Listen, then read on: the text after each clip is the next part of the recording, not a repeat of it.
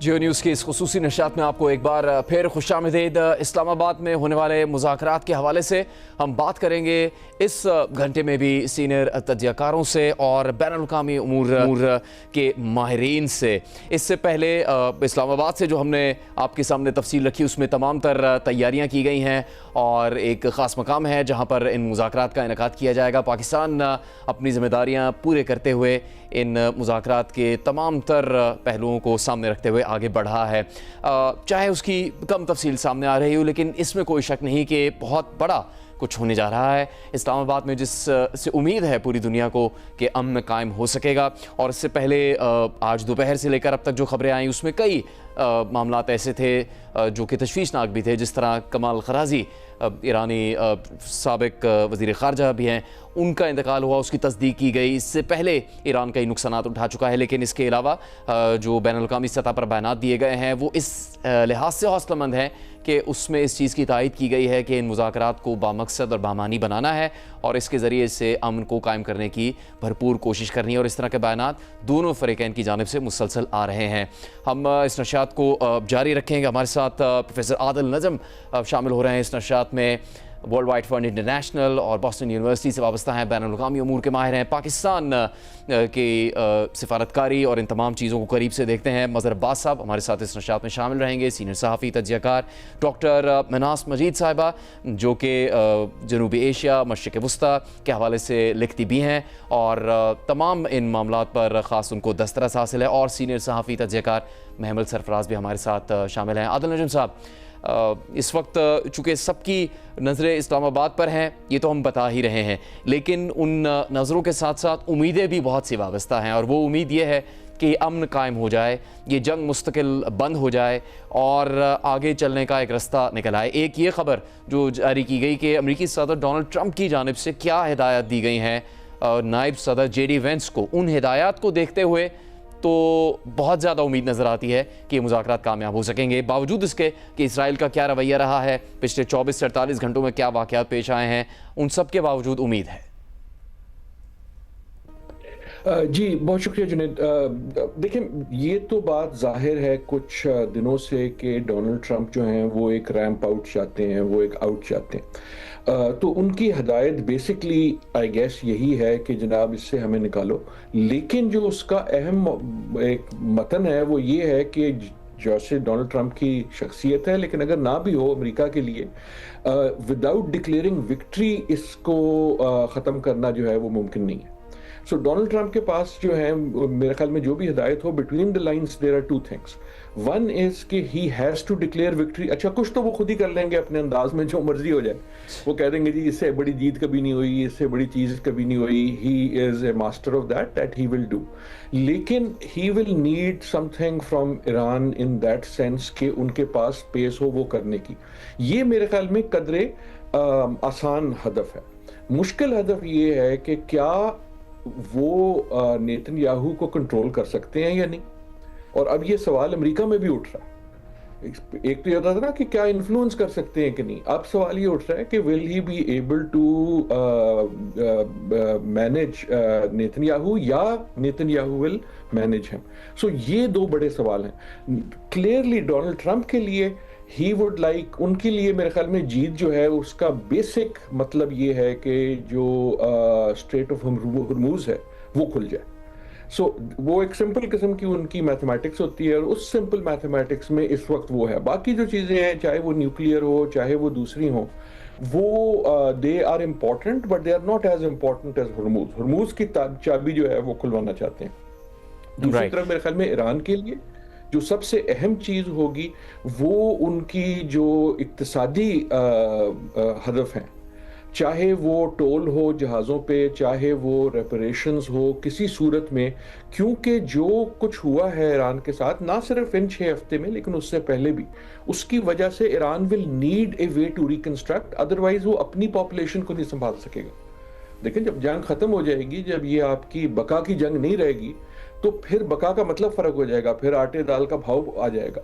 सो Iran के लिए getting some very clear reparations, चाहे वो डायरेक्ट हो चाहे वो इनडायरेक्ट हो, चाहे वो सैंक्शंस का खुलना हो, चाहे वो ट्रेड का खुलना हो, चाहे वो हरमुज पे टोल हो, जिस भी सूरत में हो, I think those are the two big things.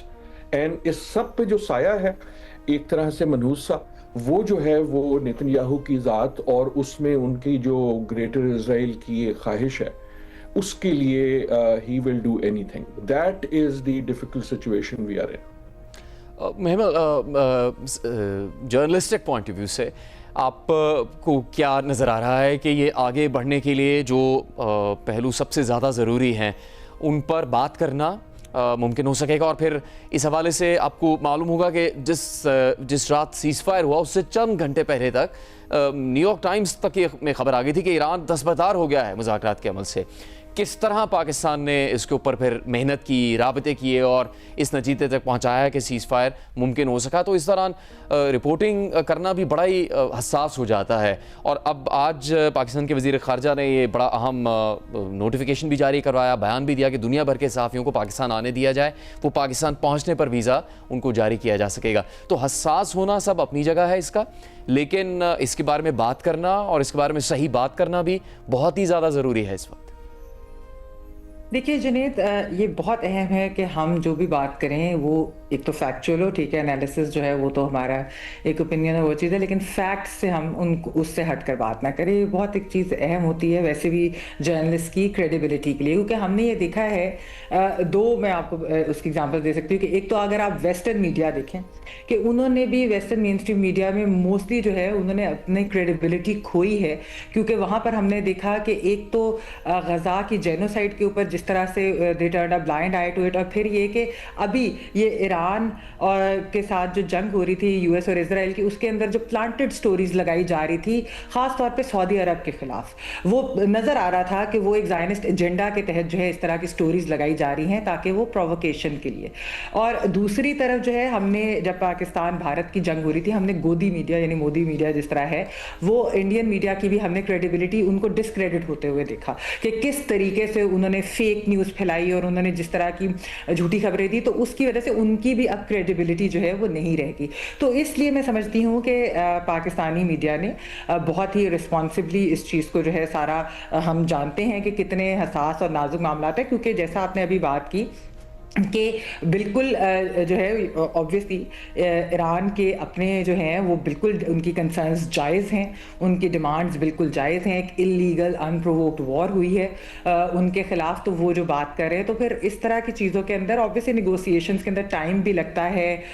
फिर पाकिस्तान जो है थैंकफुली एक ऐसा क्रेडिबल पार्टनर, एलाय आप कह सकते हैं, जिसको अब इंडियन मीडिया के अंदर भी जुनैद ग्लोबल डिप्लोमैट कहा जा रहा है कि पाकिस्तान जो इमर्ज किया है वो एज अ ग्लोबल डिप्लोमैट आया है, क्योंकि पाकिस्तान पे सब साइड्स जो हैं वो ट्रस्ट करती हैं। आप देखें कि पाकिस्तान के ईरान के साथ ना सिर्फ ये कि हम नेबर्स हैं हमारे, ऑब्वियसली उनके साथ एक कल्चरल रिलीजियस टाइज भी हैं, फिर सऊदी अरब के साथ हमारे कितने गहरे ताल्लुकात हैं, अमेरिका के साथ हमारे बहुत अच्छे हैं, फिर चाइना, तो आप ओवरऑल अगर देखें गल्फ कंट्रीज के साथ भी, तो इस वजह से पाकिस्तान सामने आया है। और मैं आपको जुनैद एक चीज़ इंटरेस्टिंग बताती चलूँ कि क्योंकि यहाँ पर मीडिया की भी बात हो रही है, भारतीय मीडिया में कुछ इंडिपेंडेंट वॉइसेस ने इस चीज़ को जो है वो पॉइंट आउट भी किया है कि क्या वजह है कि पाकिस्तान जो है वो ऐसे इमर्ज किया है और क्या वजह है कि इंडिया की फॉरेन पॉलिसी इतनी नाकाम हुई है। तो उसके अंदर उन्होंने जो एक चीज़ कही कि जो मोदी गवर्नमेंट, मोदी रजीम ने जो अपने आप को पोजिशन किया और अलाइन किया इसराइल के साथ, ख़ास तौर पर चंद दिन पहले ईरान की इस जंग शुरू होने से पहले, तो उसकी वजह से अब जो है ना ईरान उनको ट्रस्ट करता है, ना गल्फ कंट्रीज जो हैं उनको एज अ न्यूट्रल मीडिएटर या कोई भी ऐसी चीज़ देखते हैं। ये बहुत एक अहम चीज़ है जो पाकिस्तान ने दुनिया का ट्रस्ट लिया, और देखिए पाकिस्तान को इसी वजह से पूरी दुनिया जो है वो शुक्रिया भी पाकिस्तान का अदा कर रही है, सिवाय 2-3 ममालिक जिनमें भारत भी है जिन्होंने पाकिस्तान का नाम लेकर जिक्र ही नहीं किया कि यानी कि ये जो सीज फायर हुआ है 2 हफ्ते का, और ये बड़ी एक फ्रेजाइल सी चीज़ है। तो पाकिस्तान ने सो फार बहुत ही अच्छे तरीके से, बहुत ही ही मैच्योरली, बहुत ही रिस्पॉन्सिबली इसको किया है। हमारे डिप्लोमेसी भी, हमारे जो लीडरशिप भी है उन्होंने, और मैं कहूँगी हमारे मीडिया ने भी इसको बहुत अच्छे तरीके से जी जो है सर। वो कवर किया। डॉक्टर मिन्हास, जैसे आदिल नजम साहब ने बताया और कुछ एहसास पहलू महमल ने भी सामने रखे कि ईरान को क्या चाहिए इन तमाम मुज़ाकरात से, इसराइल की नीयत क्या है और अमेरिका दरअसल क्या हासिल करना चाहता है।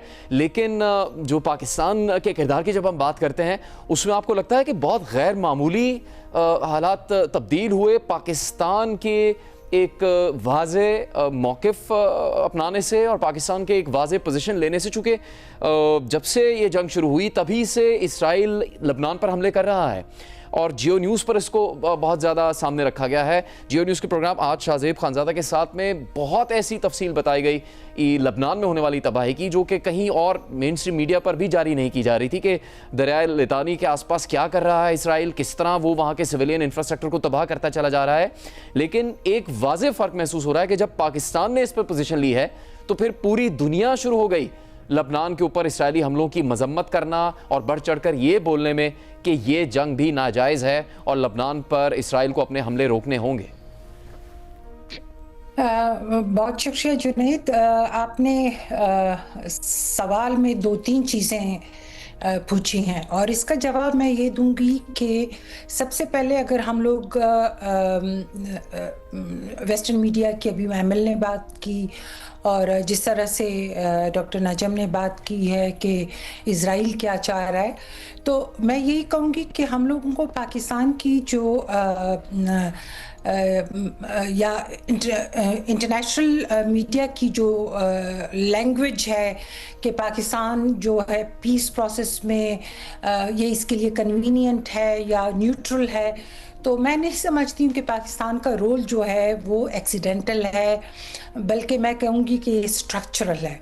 पाकिस्तान की जियोमेट्री को अगर आप देखें तो तकरीबन 900 किलोमीटर बॉर्डर है ईरान के साथ। यूनाइटेड स्टेट्स के साथ हमारे सिक्योरिटी रिलेशंस या उनको हमारी ज़रूरत होती है, वेदर मीडिएशन की है जैसे अभी की हम बात कर रहे हैं, या दूसरे जैसे अफगानिस्तान में था उसकी हम बात करते हैं, तो वो रिलेशनशिप है।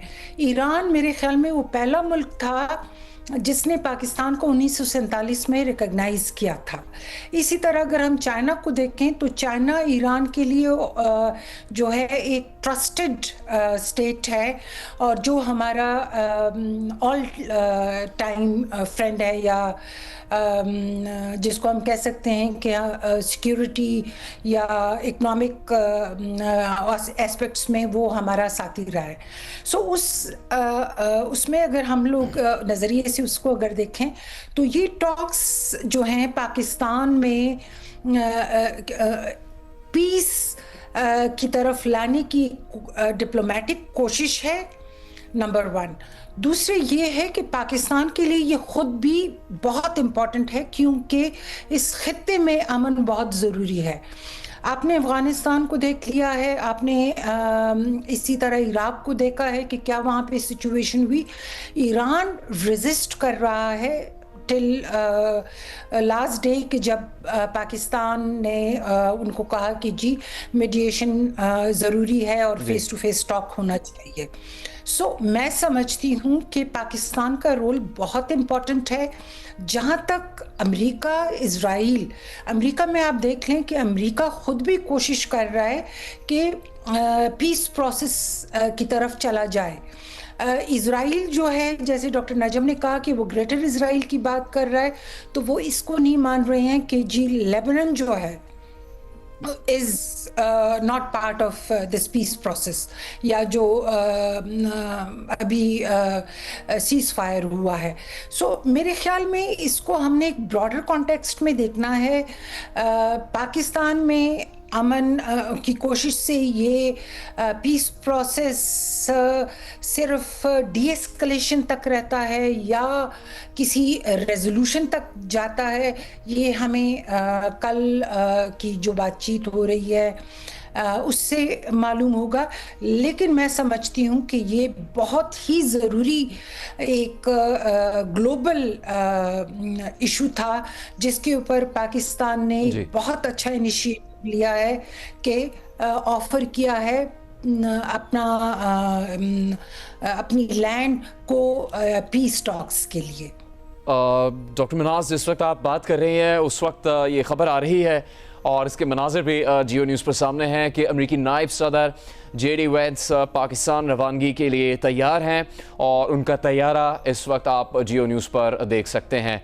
वहाँ पर उनका स्टाफ और अमला मौजूद है। ये बात की जाती रही है कि अमरीकी वफ़द जब पाकिस्तान पहुँचेगा तो उनकी अपनी ट्रांसपोर्ट सिस्टम होगा, अपना सिक्योरिटी का निज़ाम होगा। अमरीकी नायब सदर की अपने ज़र इस्तेमाल कैटलिक गाड़ियाँ पाकिस्तान होंगी मौजूद, जिसमें वो पाकिस्तान में कायम करेंगे, सफ़र करेंगे। और अब आप देखिए ये बराह रास्त मनाज़र हैं जियो न्यूज़ पर और अमरीकी नायब सदर JD वेंस पाकिस्तान रवानगी के लिए तैयार हैं। वो एक हेलीकॉप्टर के ज़रिए से इस एयरबेस पर पहुंच रहे हैं जहां पर उनका तैयारा पाकिस्तान रवाना होने के लिए मौजूद है। गैर मामूली मनाज़िर हैं, गैर मामूली सूरत हाल है जिसके मनाज़िर आप जियो न्यूज़ पर देख रहे हैं।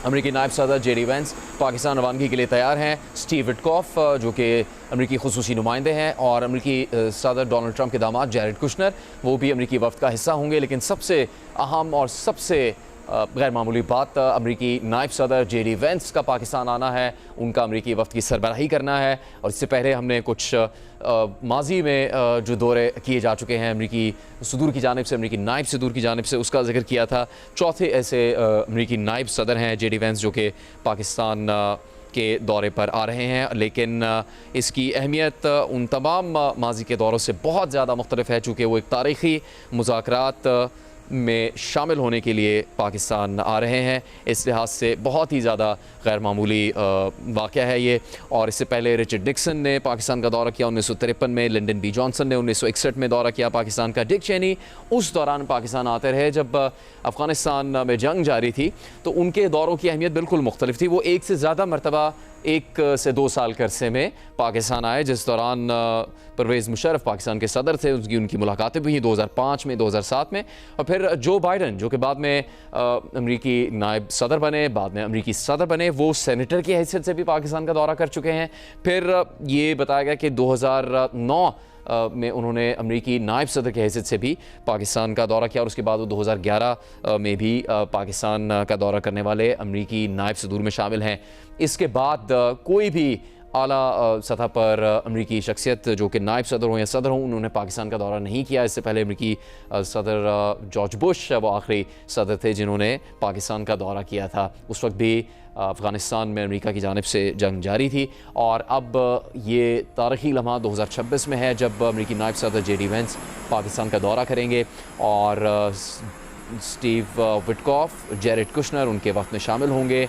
कई और दीगर शख्सियात भी उनके वफूद का हिस्सा होंगी, जिसमें से बेशतर शख्सियात पाकिस्तान बताया गया है कि पहुँच भी चुकी हैं। गैर मामूली इंतज़ामात इस्लामाबाद में किए गए हैं और ये पाकिस्तान की कोशिशों से सिफारतकारी मुमकिन हो रही है, जिसमें पाकिस्तान ने ईरान के करीबी दोस्त होने के नाते एक गैर मामूली और काबिल ज़िक्र किरदार अदा किया। चीन ने इसमें एक अहम किरदार अदा किया, जिसके ज़रिए से पाकिस्तान अमरीका और ईरान के दरमियान जंग बंदी करवाने में कामयाब हुआ। और उसके बाद इन कोशिशों में भी पाकिस्तान कामयाब हो रहा है कि ये मुज़ाकरात वफाकी दारुल-हुकूमत इस्लामाबाद में होंगे और इनको नाम भी इस्लामाबाद मुज़ाकरात का दिया गया है। पूरी दुनिया में ये कहा जा रहा है कि पाकिस्तान इस वक्त बैनुल-अक़वामी सिफारतकारी का मरकज़ बन चुका है। इस खित्ते का ऐसा बहरान जो दुनिया ने पहले कभी नहीं देखा था। और जिस तरह हमारी इस नशियात में शामिल तज्ज़ियाकारों ने, सहाफ़ियों ने भी ये बात कही कि क्या असरात पड़ रहे थे पूरी दुनिया पे। ऑस्ट्रेलिया जैसे अमीर मुल्क में भी तेल ख़त्म हो चुका था। भारत में लंबी कतारें तेल के लिए, डीज़ल के लिए, गैस के लिए देखी गई। कई और ममालिक ने अपने आवाम को राशनिंग तक का कह दिया था। मुस्तकबिल में कीमतों का कोई भरोसा नहीं था। अमरीका तक में तेल की कीमतों में इजाफा हुआ। चाहे अमरीका ख़ुद तेल पैदा करता है, लेकिन बैनुल-अक़वामी मार्केट में तेल की कीमतों की वजह से वहाँ पर भी कीमतों पर असर पड़ रहा था। एक ऐसा तनाज़ा जिससे पूरी दुनिया मुतासिर हो रही थी, पूरी दुनिया की मईशत तबाही के दहाने पर पहुंच रही थी, उसको रोकने में पाकिस्तान ने एक ऐसा किरदार अदा किया जिसकी पूरी दुनिया मुतरफ़ है। पूरी दुनिया की जानिब से पैगामात आ रहे हैं, पूरी दुनिया की जानिब से तारीफ़ की जा रही है, पूरी दुनिया की जानिब से पाकिस्तान की हौसला अफजाई की जा रही है। और ऐसे मामलात, ऐसे तनाज़ात पर भी पाकिस्तान की वजह से बात होना शुरू हो गई है जो इससे पहले हो नहीं पा रही थी खुलकर। ईरान अपने सख्त मौके पर डटा रहा कि लबनान पर भी हमले नहीं होने चाहिए, हिज़्बुल्लाह को भी नुकसान नहीं पहुँचाया जाना चाहिए। इस पूरे ख़त्ते में अमन की ज़मानत जिन तनाज़ात की वजह से ख़तरे में पड़ चुकी थी, उन पर पाकिस्तान ने अपना मौक़िफ़ दो टोक तरीके से रखा। और पिछले चंद दिनों में जब जंगबंदी हो चुकी थी, मुज़ाकरात के लिए आगे बढ़ना था, तब भी इसराइल की जानिब से लबनान पर हमले जारी थे, उस पर भी पाकिस्तान ने आवाज़ उठाई। ईरान ने पाकिस्तान के सामने मामला रखा। ईरान ने जब पाकिस्तान से इस सिलसिले में एहतजाज किया तो पाकिस्तान ने अमेरिका से एक बार फिर बात की, और उसकी वजह से अमेरिका की मदाखलत के बाद, पाकिस्तान की कोशिशों के बाद ये मुमकिन हो सका कि वहाँ पर भी मुज़ाकरात की बात हो रही है। अब जेडी वेंस बराह रास्त आप देख सकते हैं अमेरिकी नायब सदर अपने हेलीकॉप्टर में उस एयरबेस पर पहुँच चुके हैं, जहाँ से वो अपने तैयारे में पाकिस्तान के सफ़र के लिए रवाना होंगे। उनके वक्त में जेरेड कुशनर और स्टीव विटकॉफ भी शामिल होंगे, लेकिन अमेरिकी सदर जेडी वेंस जो कि अमेरिकी नायब सदर की हैसियत से पाकिस्तान आ रहे हैं, उनका पाकिस्तान का दौरा इंतहाई गैर मामूली है। और अमेरिकी सदर डोनाल्ड ट्रंप की जानिब से उनको ख़ास हिदायत दी गई हैं। जिस वक्त ये ऐलान किया गया तब भी अमेरिकी वाइट हाउस का कहना था कि अमेरिकी सदर ख़ास तौर पर अपना वफ्द जो मुकर्रर कर रहे हैं उसको पाकिस्तान भेज रहे हैं। देखिए अमेरिकी नायब सदर की गुफ्तगू। If they're going to try to play us, then they're going to find that the negotiating team is not that receptive. So we're going to try to have a positive negotiation. The president has gave us some pretty clear guidelines, and we're going to see. So I hope you guys have a safe flight. We'll certainly take some questions later on, but for now, let's get on the plane and hit the road. Thank you all. अमेरिकी नायब सदर JD Vance ने कहा है कि Iran अगर चाहता है कि मुज़ाकरात के ज़रिए से अमन कायम हो तो इसको मौका दिया जा रहा है। उन्होंने अच्छी उम्मीद का इजहार करते हुए अपनी गुफ्तगू ख़त्म की है और वो अपने तैयारे पर अब रवाना हो रहे हैं। अमेरिकी नायब सदर बोइंग 757 जो कि उनका खुसूसी तैयारा है, उसके ज़रिए से पाकिस्तान के सफ़र पर रवाना हो रहे हैं। इससे पहले वो अपने हेलीकॉप्टर में इस एयरबेस पर पहुँचे हैं और उनका ये तारीख़ी सफ़र शुरू हो रहा है। इससे पहले बहुत सी कयासारियाँ की जा रही थी, किस तरह की तैयारी होगी, किस वक्त ये वफूद पहुँचेंगे, लेकिन इसमें अब एक वाज़े मोड़ आया है जिसके ज़रिए से इस बात में कोई शक नहीं रहा कि अमेरिकी नायब सदर पाकिस्तान के दौरे पर रवाना हो रहे हैं और वो पाकिस्तान में होने वाले मुज़ाकरात में अमेरिकी वफ़द की सरबराही करेंगे। उनके साथ जेरेड कुशनर और स्टीव विटकॉफ शामिल होंगे, जबकि ईरानी वफ़द की क़यादत ईरानी वज़ीर ख़ारजा अब्बास अराग़ची और ईरानी स्पीकर के ईरानियन पार्लियामेंट के स्पीकर बाकिर कालिबाफ करेंगे। पाकिस्तान इन मुज़ाकरात की मेज़बानी कर रहा है। पाकिस्तान की कोशिशों से सीज़ फायर मुमकिन हुआ और पाकिस्तान की सिफारतकारी की कोशिशों से अब ये मुज़ाकरात वफाकी दारुल-हुकूमत इस्लामाबाद में मुमकिन हो सकेंगे। अमेरिकी नायब सदर पाकिस्तान के लिए रवाना हो चुके हैं। गैर मामूली मनाज़िर, एक तारीख़ी लम्हा। सदर ट्रंप की हिदायत से मुतालिक उन्होंने कहा कि सदर ट्रंप ने मुज़ाकरात के लिए उन्हें गाइडलाइंस भी दी हैं। ये भी अब खबर सामने आ चुकी है इससे पहले कि अमेरिकी सदर डोनाल्ड ट्रंप ने अमेरिकी नायब सदर जेडी वेंस को ख़ास तौर पर हिदायत की है कि इस जंग से निकलने का रास्ता निकालना है। और ये भी इससे पहले अमेरिकी नायब सदर ख़ुद कह चुके हैं कि अमेरिकी सदर की जानिब से जो उनको इससे पहले पिछले चंद दिन में हिदायत दी जाती रही हैं, उसमें अमेरिकी सदर डोनाल्ड ट्रंप ने अमेरिकी नायब सदर जेडी वेंस से ये कहा था कि पूरी नेक नियति से इन मुज़ाकरात में शामिल हों और कोशिश ये करें कि इन मुज़ाकरात को मुमकिन बनाया जा सके। इससे पहले कुछ जारहाना बयानात अमेरिका की जानिब से ज़रूर दिए जाते रहे, लेकिन अब तक के बयानात मुस्बत हैं इन मुज़ाकरात के हवाले से। और अब अमेरिकी नायब सदर जेडी वेंस ने ख़ुद भी इससे मुताल्लिक ये बताया है कि वो क्या उम्मीद लेकर इस्लामाबाद जा रहे हैं और उन्होंने ईरान की सोच से मुताल्लिक क्या बात की, आपको एक बार फिर दिखाते हैं। Hey guys, good morning. Thanks for coming. Look, we're looking at negotiation. I think it's going to be positive. We'll of course see. As the President of the United States said, if the Iranians are willing to negotiate in good faith, we're certainly willing to extend the open hand. If they're going to try to play us, then they're going to find that the negotiating team is not that receptive. So we're going to try to have a positive negotiation. The President has gave us some pretty clear guidelines, and we're going to see. So I hope you guys have a safe flight. We'll certainly take some questions later on, but for now, let's get on the plane and hit the road. Thank you all. बराह रास्त इससे पहले आपने देखा और एक बार फिर उनकी गुफ्तगू देखी अमरीकी नायब सदर जेडी वैंस, जो कि पाकिस्तान के सफ़र पर रवाना हो चुके हैं। उन्होंने कहा कि अमरीकी सदर डोनाल्ड ट्रंप ने मुज़ाकरात के लिए उन्हें गाइडलाइंस दी हैं जिस पर वो अमल करेंगे, और ये इससे पहले ही कहा जा चुका है अमरीकी नायब सदर की जानिब से कि पूरी नेक नियति से इन मुज़ाकरात में शामिल होंगे। मज़हर अब्बास साहब इस्लामाबाद के लिए रवाना हो गए हैं अमरीकी नायब सदर, और साथ ही उन्होंने गुफ्तगू में भी कहा कि उनको गाइडलाइंस दी गई हैं सदर ट्रंप की जानिब से, जिससे मुतालिक इससे पहले ही खबर आ चुकी थी कि उनको कहा गया है कि इस जंग से निकलने का रास्ता भी निकालना है, पूरी नेक नियति से मुज़ाकरात में शामिल होना है। लेकिन जुनैद, बहुत जो बयान दिया गया है उससे तो बहुत मुस्बत इशारे मिलते हैं, और क्योंकि इन गुड फेथ का लफ्ज़ भी इस्तेमाल किया, फिर उन्होंने कहा कि बहुत ही जो है वाज़े गाइडलाइन प्रेसिडेंट ट्रंप ने दी है। नज़र यही आता है कि वो एक बहुत वाज़े लाइन लेकर आ रहे हैं। देखना यह है कि इस मुज़ाकरात के नतीजे में इस वक्त जब मुज़ाकरात शुरू होंगे तो ईरानियन पोजीशंस क्या होगी, जो बहुत डिफ़िकल्ट, ज़ाहिर है इतने आसान नहीं है ये मुज़ाकरात। और चीज़ ये है कि ये अगर जंगबंदी होती ऑलरेडी है तो क्या ये मुस्तकिल जंगबंदी में तब्दील होगी या नहीं होगी, स्ट्रेट ऑफ हॉर्मज़ का जो रास्ता है वो खुलेगा नहीं खुलेगा, और कहीं ना कहीं इसमें इसके दरमियान जो बात लग सकता है, जो पॉइंट ऑफ कंटेंशन हो सकती है और जो ईरान की तरफ से आ सकती है, वो लबनान की सूरत हाल है। क्योंकि ईरान ने वाज़े तौर पे कहा है कि वो लबनान को तनहा नहीं छोड़ेंगे। इस वक्त इस लबनान की पोजीशन पे अमेरिका क्या पोजीशन लेता है ये बहुत है, क्योंकि डोनाल्ड ट्रंप के जो बयानात आए हैं वो शुरू में तो बहुत सख्त थे, फिर उन्होंने कहा कि उन्होंने इजरायली जो है वो नेतन्याहू से भी बात की है और इजराइल हमले कम कर देगा, लफ्ज़ इस्तेमाल किया गया है, हमले कम कर देगा।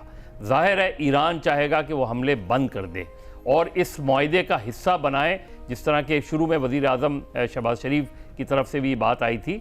तो यहाँ एक लगता यह है कि ये एक ऐसा पॉइंट है कि अगर इस पर एग्रीमेंट हो जाता है और अमेरिका ये अश्योरेंस दे देता है कि इजराइल जो है वो लबनान पर अटैक नहीं करेगा, जो एक डिफ़िकल्ट चीज़ है, तो मेरा ख्याल है ईरान भी स्ट्रेट ऑफ हॉर्मज़ के मामले में फ्लेक्सिबल नज़र आता है, और ये वो पॉइंट है कि जहाँ एक एग्जिट स्ट्रेटजी बन सकती है। प्रोफेसर आदिल, मुस्बत है रवैया अमरीकी नायब सदर जेडी वेंस का, और उनको मुसलसल इस जंग के दौरान एक ऐसी शख्सियत के तौर पर उनका हवाला दिया जाता रहा है जो कि इस जंग के ख़िलाफ़ थे। वो अमेरिका को इस तनाज़े में नहीं पड़ते देखना चाहते थे, और माजी में तो इससे भी ज़्यादा उनका सख्त मौक़िफ़ रहा था कि उनको किसी भी ऐसी जंग में शामिल नहीं होना चाहिए अमेरिका को। देखिए जुनैद, अभी तक तो यकीनन मुस्बत है, लेकिन आप क्या और एक्सपेक्ट कर सकते थे? मुस्बत ही होता है। नेगोशिएशन से पहले हर एक ये कहता है कि जी मैं तैयार हूँ हर एक के लिए, बस दूसरा अगर ठीक हो। असली मसला ये होता है कि दूसरा ठीक होने की डेफिनेशन क्या है। आप ईरान से भी यही बात सुनेंगे तो अच्छी बात है कि कम से कम वो चेस्ट बीटिंग करते हुए नहीं आ रहे, that is a good thing. लेकिन आई थिंक इन बयानात को हमें एज बयान ही समझना चाहिए। ये कैंट चीज़ होती है और ऐसे ही होनी चाहिए। आप मेरे ख्याल में इसके अलावा कुछ एक्सपेक्ट नहीं कर सकते थे। जेडी वैंस का वहाँ होना की अहमियत जो है वो मेरे ख्याल में ये है कि जैरेड कुशनर और विटकॉफ जो हैं वो लीड नहीं कर रहे। कहने का मकसद ये है कि दे वर सो टॉक्सिक पिछली मुज़ाकरात की वजह से। मैं सिर्फ गुजारिश ये करूँगा कि ऐसा नहीं है कि जेडी वैंस जो हैं वो बड़े कोई अमन तलब किस्म के आदमी हैं। आपको याद होगा कि जो ज़ेलेंस्की साहब जब पहली मुलाकात हुई थी उनकी ट्रंप से वाइट हाउस में, जिसका बड़ा चर्चा हुआ था, तो उसमें जिन साहब ने उठ के कहा कि यार तुम तो कपड़े ऐसे पहन के आ गए हो, तुमने हमारा शुक्रिया कभी नहीं किया, जो बड़के मारने वाले थे वो जेडी वैंस ही थे ना। तो जेडी वैंस पे मेरे ख्याल में बहुत सारे प्रेशर हैं, लेकिन कुछ मुस्बत भी हैं। He would like to become the person जिन्होंने जंग से निकाला, क्योंकि उन्होंने आज से 2 साल बाद इलेक्शन लड़नी है प्रेसिडेंट की। So if he can leave here by saying कि देखो मैं था जिसने इससे निकाला, तो that will be very good. लेकिन अगर वो ऐसा लगा कि जी मैं था जिसने सरेंडर कर दिया, तो that will be very bad. दूसरा, उनके ऊपर मेरे ख्याल में ट्रंप का भी साया है। ट्रंप साहब इज अ टफ नेगोशिएटर अपने लोगों के साथ।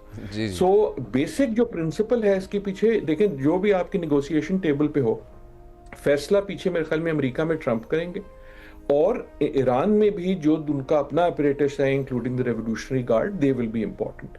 तो आई डू थिंक कि जैसे हम पहले भी बात कर रहे थे कि ईरान से भी और अमेरिका से भी आई डू बिलीव कि देयर इज ए डिजायर कि इसको खत्म किया जाए, लेकिन उस डिजायर के साथ जो इफ्स एंड बट्स हैं अब उनको हमें खोलना है। और जहां मजहर साहब जो बात कर रहे थे, मुझे उसकी इजाज़त दीजिए बढ़ाने की, वो जो लबनान का मसला है that is clearly the big one, लेकिन असली मसला लबनान का नहीं है, असली मसला इजराइल का। अगर इजराइल इससे कुछ हटता भी है और कहीं और कोई कार्रवाई कर देता है, और एक आध चीज़ आप देख रहे हैं जो मेरे ख्याल में मुस्बत है कि फॉर एग्जांपल हमने आज पिछले कुछ घंटों में कई यूरोपियन ममालिक से लबनान के बारे में स्टेटमेंट सुनी, खुसूसन for example the UK prime minister, जिन्होंने कहा कि जनाब ये जो है दूसरे मुल्क की सॉवरेंटी पे अटैक है। तो इन अ वे आई थिंक हो ये रहा है कि यूरोप भी इजराइल को पुश कर रहा है कि यार don't be that much of a spoiler. अब वो कितना कर सकते हैं या नहीं, दैट वी विल सी। इस सारे में जो रोल अब पाकिस्तान का है, अब तक जो हम लाए हैं, I think that is amazing and that is dramatic, और दुनिया भर उसकी हमें शाबाशी भी दे रही है और कंग्रेचुलेट भी कर रही है और शुक्रिया भी कर रही है। लेकिन अगले 24 घंटे में जो रोल है वो भी आसान नहीं है। मेज़बानी का रोल आसान नहीं होता। इन नेगोशिएशन थियरी, मुझे एक मिनट की इजाज़त दीजिए। एक तो ये है ना कि पहले लोगों को सिर्फ आप कंफर्टेबल रखें कि पीने के लिए पानी है, खाने के लिए खाना है, कमरे में एयर कंडीशनिंग है, कुर्सी जो है वो कंफर्टेबल है, साथ बात करने के लिए स्टेबल लाइन है अपने मुल्क से एक साथ वाला, ये वाली जो चीज़ें ये अनइम्पॉर्टेंट नहीं होती। तो एक तो वो चीज़ है। उसकी दूसरी बात जो है, आई थिंक पाकिस्तान को ज़ामिन ये होना होगा कि ऐसे लीक ना हो, ऐसी मिस इन्फॉर्मेशन ना जाए, क्योंकि अगर वो जाएगी तो उसका जो है उसका जो डैमेज है वो पाकिस्तान को होगा। पाकिस्तान पर शक आएगा कि ये तुम नेगोशिएशन मैनेज नहीं कर सके और मिस इन्फॉर्मेशन हुई और ये वो। इसलिए आप देख रहे हैं कि आपको वज़ारत ख़ारिजा से प्यारी है।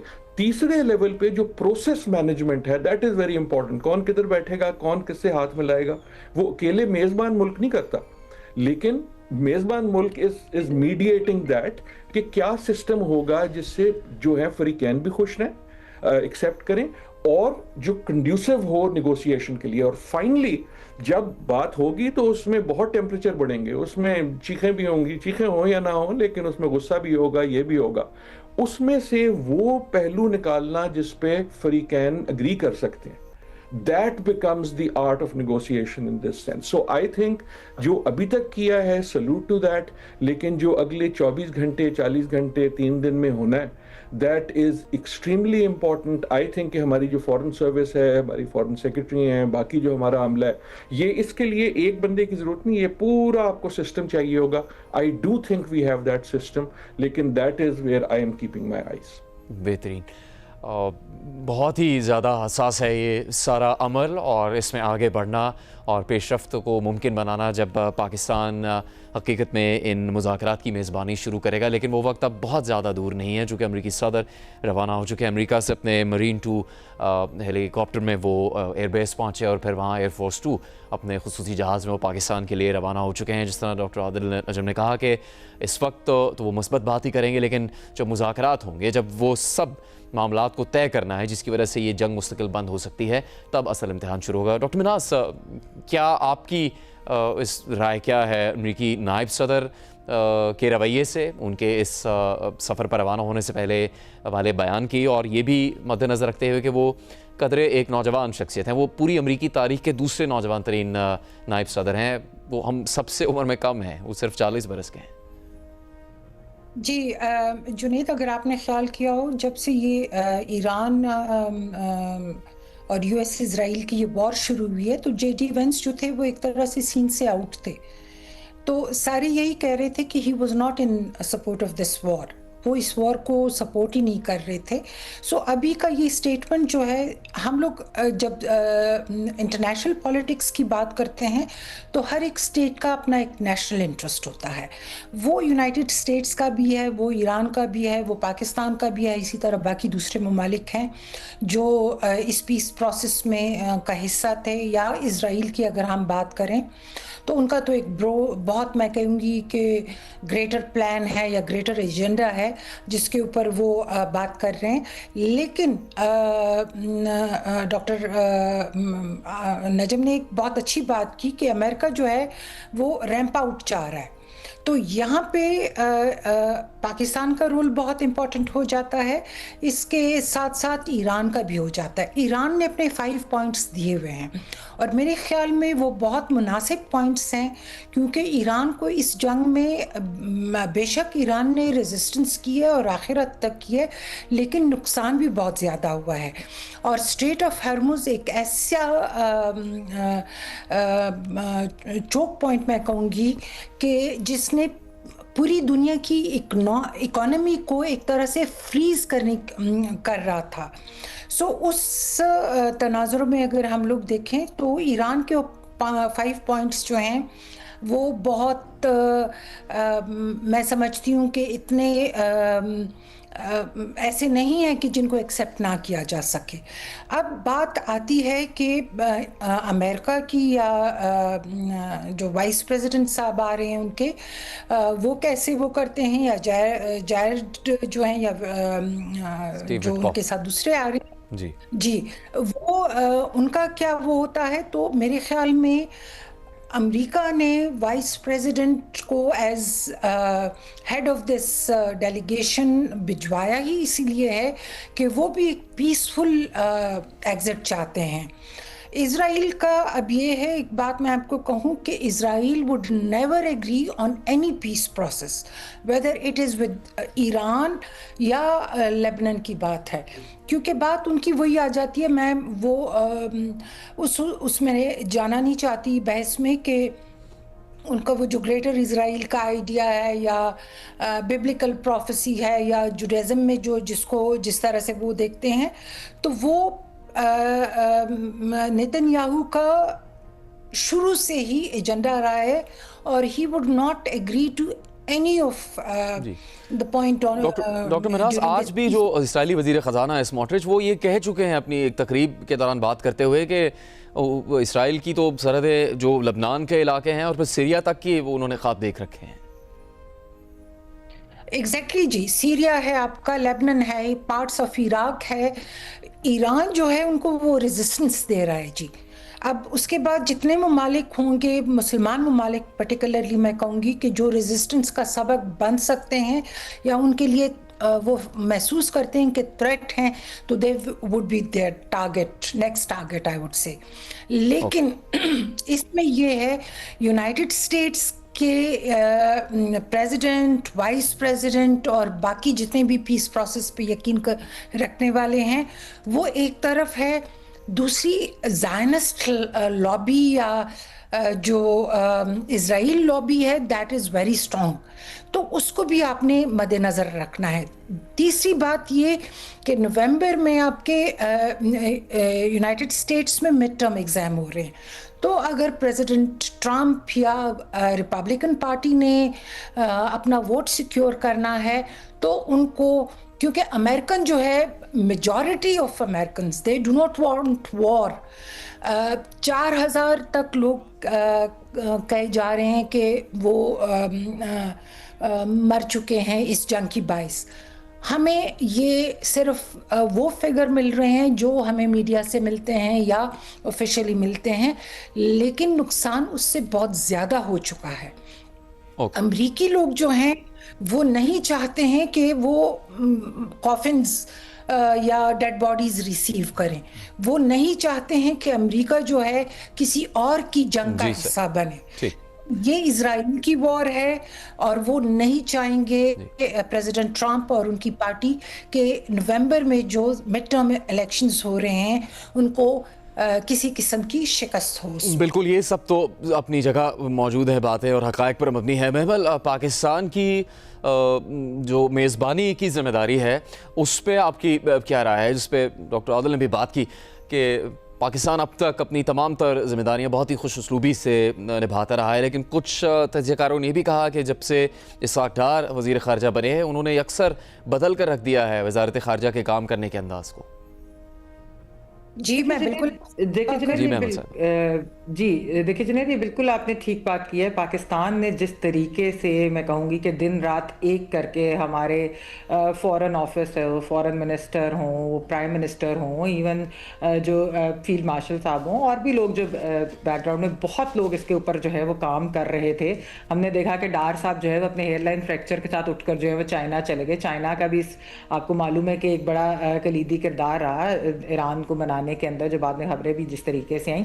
तो पाकिस्तान ने तो देखे, मैं समझती हूँ कि बढ़कर, अपने फेयर शेयर से बढ़कर उन्होंने जो है काम किया है और दुनिया के लिए किया है। यानी कि वर्ल्ड पीस के लिए मैं कहूँगी इतनी बड़ी चीज़ की है, और कुछ पर्सनल कॉस्ट भी पाकिस्तान ने इसके अंदर जो है वो पे की है।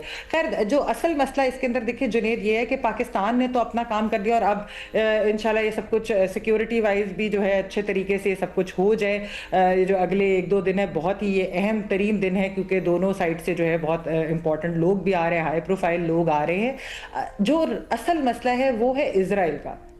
वो पाकिस्तान देखिए गारंटी तो नहीं दे सकता कि इस पीस प्रोसेस के अंदर, इस मीडिएशन के अंदर क्या होगा। वो तो अमेरिका और ईरान के दरमियान जब बातचीत होगी, वो देखेंगे कौन सी डिमांड्स एक दूसरे की मानी जा सकती है, कौन सी नहीं। लेकिन जो स्पॉइलर का रोल है इजराइल का, मैं समझती हूँ बहुत इंपॉर्टेंट है, क्योंकि मैं सुन रही थी कि कुछ जो फॉर्मर अमेरिकन ऑफिशियल्स हैं वो ये बात कर रहे थे कि ऐसा नहीं है कि नेतन्याहू ने ये जो प्लान था ईरान को अटैक करने का पिछले सदूर को नहीं दिया अमेरिका के। उन्होंने ओबामा को भी ये पेश किया, उन्होंने ये बुश को भी दिया, उन्होंने बाइडन को भी दिया। और ऐसा भी नहीं है कि वो लोग प्रो इजराइल नहीं थे। सबके सब हमने देखा है कि अमेरिकन पॉलिसी जो है वो बड़ी प्रो इजराइल रही है, लेकिन उन्होंने ईरान के ऊपर अटैक नहीं किया। ट्रंप ने ये चीज कर दी, जो कि हमने देखा कि बड़ी एक डिजास्ट्रस चीज निकली, जिस तरीके से जो हमारे सामने उसके एक इकोनॉमिक इफेक्ट और वो सारा कुछ जो इम्पैक्ट आया है वो सबके सामने है। इस वक्त जो है वैंस को, जेडी वैंस को भेजने का एक मकसद भी ये है कि जिस तरह अभी यहाँ पे बात भी हुई कि विटकॉफ और कुशनर क्योंकि पिछली निगोसिएशन में भी थे, लेकिन उनमें से कुछ मुस्बत नहीं निकला, बल्कि उसके बाद ईरान पर अटैक हो गया। इसलिए वो ट्रस्ट ने उनको करते, इसलिए वो चाहते थे कि वैंस लीड करे, क्योंकि एंटी वॉर इनके बारे में कहा जाता है, और क्योंकि जैसे कि उन्होंने अगला जो है सदारती इलेक्शन भी लड़ना है, वो एक कैंडिडेट है उस चीज के लिए, तो ये भी चीज है। अच्छा, फिर आप देखें कि इजराइल की इन्फ्लुएंस कितनी है अमेरिका के ऊपर, और खासतौर पर ट्रंप एडमिनिस्ट्रेशन के ऊपर। जुनैद, के उनके अपने मीडिया ने रिपोर्ट किया कि लेबनान सीजफायर में इंक्लूडेड था। इसी वजह से देखिए वजीर आजम शहबाज शरीफ साहब ने जो ट्वीट की थी, वो ऑब्वियसली सारी साइड जब उसके ऊपर मानती है, फिर वो बात आगे इस तरह चलती है। उसके बाद नेतन्याहू ने जब उन्होंने बात की, अमेरिका ने हालांकि इजराइल को ये चीज कन्वे कर दी थी, लेकिन उसके बाद फिर जो है वो फोन कॉल होती है, और फिर जो है वो अमेरिका अपने बयानात भी चेंज कर देते हैं कि जी मिसअंडरस्टैंडिंग थी या वो इंक्लूडेड नहीं था। ये भी हमने यू टर्न देखा है अमेरिका की तरफ से। तो ये एक बहुत अहम चीज है, because Israel is known for false flags, Israel is known for provocation. Israel जब इस तरह की चीजें करता है तो इसलिए उसके ऊपर तो जो रेन इन करना है वो अमेरिका ने करना है, उसका वो पाकिस्तान जो डीरेल कर सकता है। इस वक्त भी लेबनान इसीलिए इतना इंपॉर्टेंट है क्योंकि डीरेल करना चाहता है इजराइल, वो खुश नहीं है।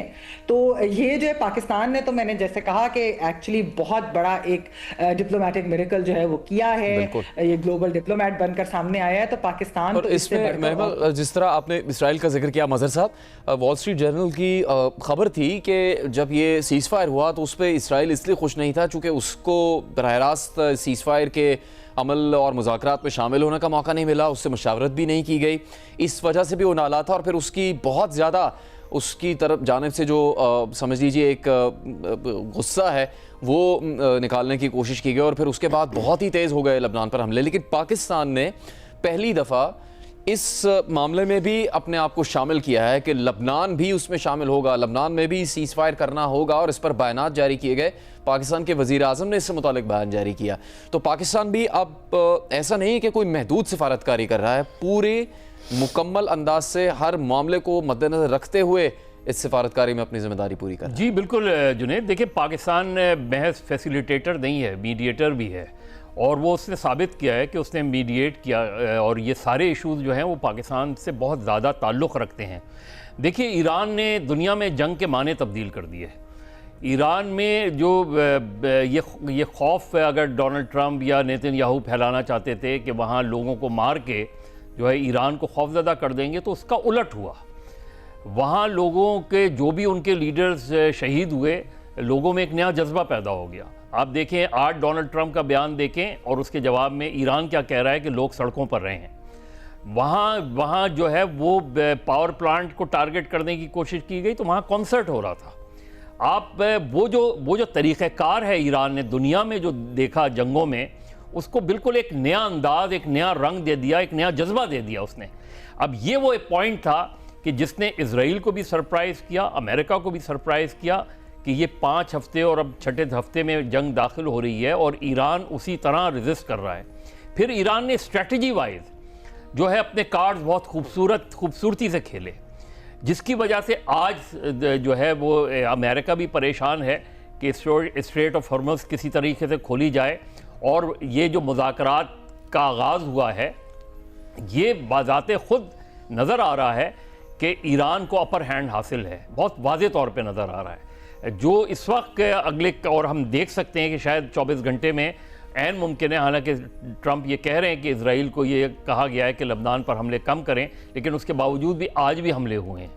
ये जो सूरत हाल है वो इजराइल को किस तरीके से अमेरिका मनाएगा, क्या वो लबनान के मामले को इस मुज़ाकरात में नज़रअंदाज करने की कोशिश करेगा, मेरा ख्याल ये बहुत टर्निंग पॉइंट होगा और ईरान के लिए बहुत ज़रूरी होगा कि लबनान वाला जो मामला है वो इस मुज़ाकरात का हिस्सा रहे और पाकिस्तान भी इसको किसी तरह सपोर्ट कर रहा है। प्रोफेसर आदिल, क्या ये कहना सही होगा कि ईरान की इस मज़ाहमत ने, चूँकि वो तो ये कहते हैं कि वो उन्होंने कभी कोई प्रीएम्प्टिव स्ट्राइक की नहीं, उन पर जंग मुसल्लत की गई, इसीलिए फिर उन्होंने जवाब में हमले किए और नुकसान पहुंचाया उन पर हमला करने वालों, उन पर जंग मुसल्लत करने वालों को, क्या उसकी मज़ाहमत ने हमेशा के लिए इस सारी सूरत हाल को बदल दिया है? चूँकि वियतनाम जंग के बाद से तो फिर जिस मुल्क पे भी सुपर पावर हमला करती थी उसकी कोई मज़ाहमत नहीं हो पाती थी, उसको तबाह बर्बाद करके चले जाते थे। अब ये पहली दफ़ा ऐसा हुआ कि इससे ये सारी जंग की जवाब में मज़ाहमत और उसके बाद के नताइज की तारीख मुकम्मल तौर पर बदल गई है। बिल्कुल ऐसे ही है, बिल्कुल ऐसे ही है जुनैद। देखें, हम बड़े अरसे से आपसे भी कई प्रोग्रामों पे, दूसरों से भी, दोस्तों से हमारी बात होती है सारों की, कि जी हम कहते थे दुनिया बदल रही है, ये नज़र आ रहा था कि जो वर्ल्ड ऑर्डर है वो तब्दील हो रहा है, लेकिन हम उसको एज फ्यूचर टेंस कहते थे कि जी ये होगा।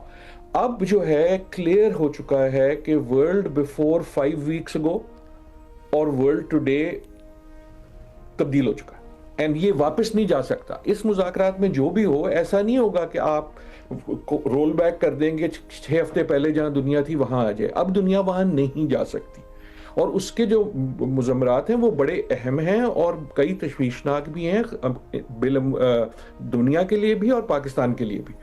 फॉर एग्जाम्पल, अगर आप मिडल ईस्ट का नक्शा देखें तो वो बदल चुका है। अब मिडल ईस्ट वहां नहीं आ सकता जहां 6 हफ्ते पहले था। देखें, जब बम चल जाता है, जब आग लग जाती है, जब गोली लगाई जाती है, तो उसके बाद उसको वापस नहीं लिया जा सकता। अब एक नई डिस्पेंसेशन होगी, उसमें ईरान का रोल भी फर्क होगा, जीसीसी का भी फर्क होगा, इजराइल का भी फर्क होगा। इजराइल को अब दुनिया वैसे नहीं देखती जैसे इस साल पहले देखती थी। देखा ना, दुनिया में जो एक व्यू चेंज हुआ है इजराइल के बारे में, that is also part of it. So ये अब आपकी जो क्लॉक है वहां वापस नहीं जाएगी। पाकिस्तान के लिए इस रीजन में क्या होता है बहुत अहम है कि पाकिस्तान के लिए ईरान भी अहम है, पाकिस्तान के लिए जीसीसी के ममालिक भी अहम है। पाकिस्तान की ये जो डिप्लोमेसी है ये मेरे ख्याल में यहाँ ख़त्म नहीं होगी, इसकी ज़रूरत अभी और भी पड़नी है। लेकिन ये सिर्फ जीसीसी का मसला नहीं है, ये आलमी ऐसे है कि अमेरिका को जो दुनिया जो भी समझती थी अमेरिका के बारे में 6 हफ्ते पहले, आज नहीं समझती। ट्रंप साहब ने अमेरिका का व्यू चेंज कर दिया है। देखे ना, व्यू ये था कि मैं नारा लगाऊंगा, आप आगे से हट जाओगे, मैं कहूंगा बैठ जाओ, आप बैठ जाएंगे, मैं कहूंगा कान पकड़ लो, आप कान पकड़ लेंगे, मैं जहाज भेजूंगा, आप रजीम चेंज कर देंगे, मैं लीडर मारूंगा, आप मुल्क तब्दील कर देंगे। वो नहीं हुआ ना। सो वो आप उसको अनसी तो नहीं कर सकते जिसको आप सी कर चुके हैं, और उसका नतीजा आप ऑलरेडी देख रहे हैं कि जो वर्ल्ड ऑर्डर सो कॉल्ड होता है वो या इंस्टीट्यूशंस पे होता है, वो तो आपने पहले ही तोड़ दिए, या अलायंसेस पे होता है, और जो सबसे दुनिया की बड़ी और अहम अलायंस थी वो अब नहीं है। सो आपने यके बाद दीगरे, देखें हमारा फोकस तो यहां रहा ना जैसे रहना चाहिए था, लेकिन आपने साथ में क्या देखा कि स्पेन ने कहा कि मैं तुम्हारे जहाज को नहीं उड़ने दूंगा अपने ऊपर। जी सर। अमेरिका, बाकी नेटो वालों ने कहा कि यार ठीक है हम थोड़े से आपके साथ हैं, लेकिन ये जंग हमारी नहीं है, तुमने हमसे नहीं पूछा था, और वैसे भी ये तो इजराइल की है। सो जो आपकी अलायंस स्ट्रक्चर था सेकेंड वर्ल्ड वॉर के बाद, वो अब नजर आ गया कि वो क्रम्बल हो रहा है। अब वो कैसे बनेगा, दैट डजंट मीन कि वो वापस नहीं आ सकता या उसमें कोई तोड़ नहीं हो सकती, लेकिन जो दुनिया का एक आप निज़ाम कह लें, सिस्टम कह लें, ठीक व्हाटएवर, सर।